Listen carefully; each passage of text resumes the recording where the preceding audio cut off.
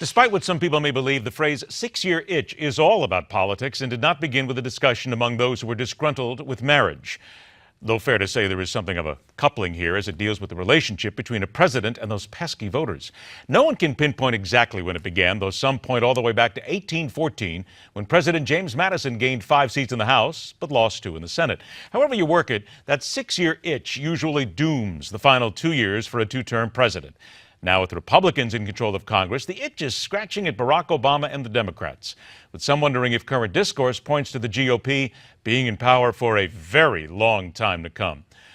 Newsmax's John Bachman is here to balance out the scales. John? Well, and it's happened before, and today Congress is preparing for that budget battle with President Obama after he unveiled that nearly $4 trillion proposal. But the White House knows most of that budget will never receive any serious consideration from the GOP because they're controlling both chambers of Congress. They don't have to.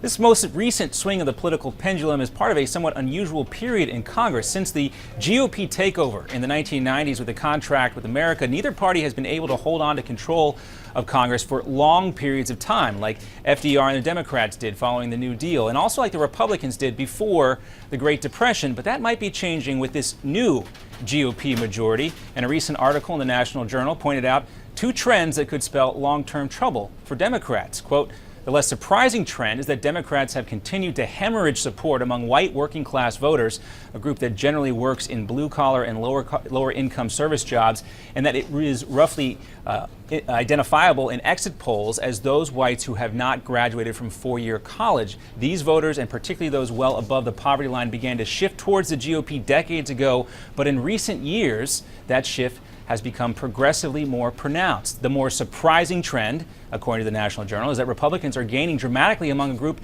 that had tilted toward Democrats in 2006 and 2008, called the middle-class Americans.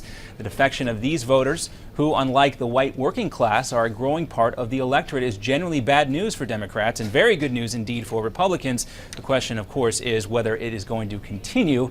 It's tough to say for sure, but I think there is a case that will be made for it. Moving on now, of course, there are pitfalls, of course, and we've seen Republicans snatch defeat from the jaws of victory before.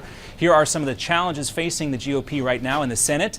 The GOP has been reminded recently of the issues the Democrats faced when they held power, but now Republicans are the ones who have to get enough votes to end Democratic filibusters. There was one just last week. A larger caucus also means more cliques within the party, leading to an occasional breakdown in party line votes and intra-party fighting. Specifically, John Boehner has had to deal with this over the abortion bill that would have banned the procedure after 20 weeks. The measure should have been a slam dunk, but female Republicans, mainly Renee Elmers, you see right here, rebuked the provision in the bill, and the House leadership had to pull it. Also, the border security bill, which could come up today on Capitol Hill, would have given the Department of Homeland Security greater control at operations at the U.S.-Mexico border, but border hawks balked, saying it did not do enough to roll back the president's executive orders on immigration. Now back to Speaker Boehner. He's admitted that the party is going through some growing pains. The committees, in many cases, have not had their organizational meetings. And so, yeah, there have been a couple of stumbles, all in our effort to show the American people that we're here to listen to their priorities. So, is the Republican majority here to stay? That's a question many are asking. And traditional left-leaning voters shift over to the right side of the aisle. More surprisingly, Republicans are gaining more and more with that niche voter we talked about, the college-educated voters who are solidly middle class, which should be a major reason the House Speaker is talking to those voters. Now, also, there are some, though, on the right who say it's maybe too soon to call this. It's relatively early on in the game. No time to start counting the scores, spiking the football. Republicans, if they don't pick up steam, they could lose the 2016 presidential election, despite having many advantages over Democrats, including the ever-growing populace of voters who are looking for more moderate politicians. The National Journal article we mentioned earlier was also written by a well-known liberal who also wrote a similar article a few years back touting the rise of a Democratic era. Conversely, we have this article from redstate.com which warns Republicans about getting complacent. The author also makes the point that Republicans will take the presidential election in 2016, which will bring a lot of change, maybe change in the leadership position on the House Democratic side.